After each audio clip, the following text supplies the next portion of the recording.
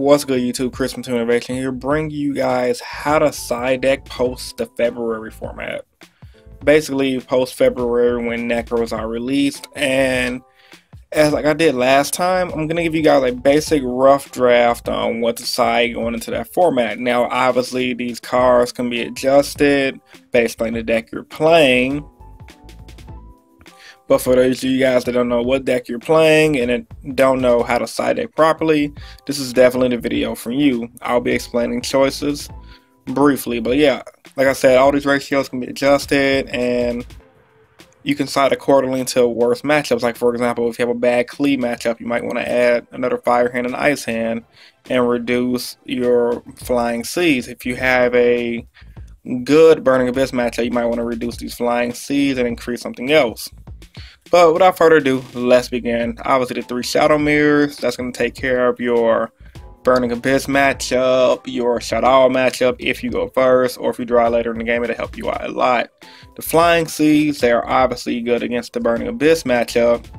As soon as they bring out their monsters, Flying Seed in them, pop their field.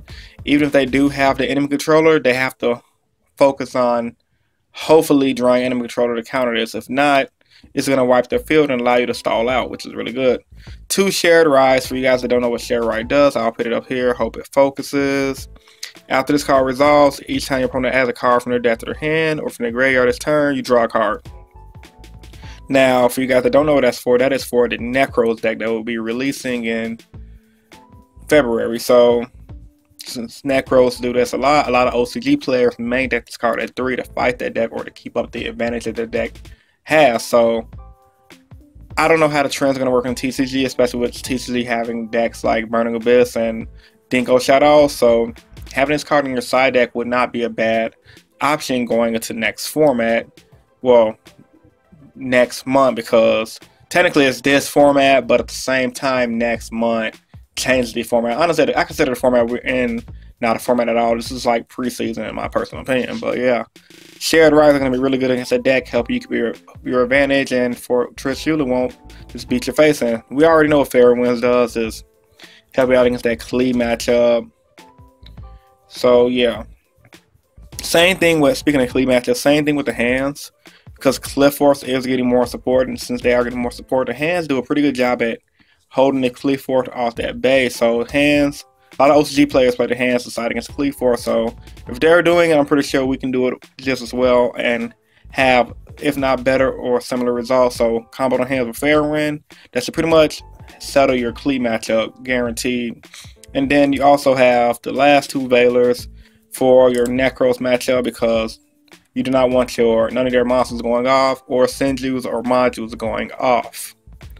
Now, once again, as I said earlier, these ratios can be changed. Like, if you feel like you might not fear the Necros, you can take the Shared Rise off of something else more techy. I know a lot of players like to go the Puppet Plant and Majesty's Fiend route, which is all fine and dandy, but let's be honest, a lot of us players don't have those cards. And even if we can't afford those cards, do we want to really play those cards on to the next format, not knowing what to expect out of Heroes and Necros and Yosenju and Ritual Beasts? Those decks might surprise us to tier 1. Veiler especially is going to be really good next format, mainly because of Heroes. If your opponent pays half the life points to special summon a Dark Law from their deck via Hero Lives, Veiler and their Shadow Mist is going to be pretty much put them in a rut. Veilering a Tour Guide of the Underworld on a Burning Abyss player is going to put them in a rut as well. So Veiler might honestly be a good viable main deck option next format, but once again, to be on the safe side, first turn you go into your locals, having him in your side deck might not be a bad problem. So kind of a short video, but I just want to give you guys a quick rough draft of what I'm thinking, what my side deck is going to look like going into next format. Obviously, the side deck will update once the format comes into place, but I feel like with having a rough draft understanding of what you're going to do going into the next format, it'll better help you prep for that format, and it better help you guys know what cards you guys should keep and or what cards you guys should sell. So for all you players and subscribers that have problems side decking cards for next format, this should be the starting side deck for you. So, with all that being said, hope you guys enjoyed today's video. If you did, give it a big thumbs up to show your support. As always, comment down in the comment section below what you guys thought about this side deck in hand and or how to improve the side deck. And of course, I do these videos because I really believe in helping you guys become better players, and I believe in you guys helping me become better players. This is Chris from Team Innovation, and I'm signing out. Rate, comment, and subscribe.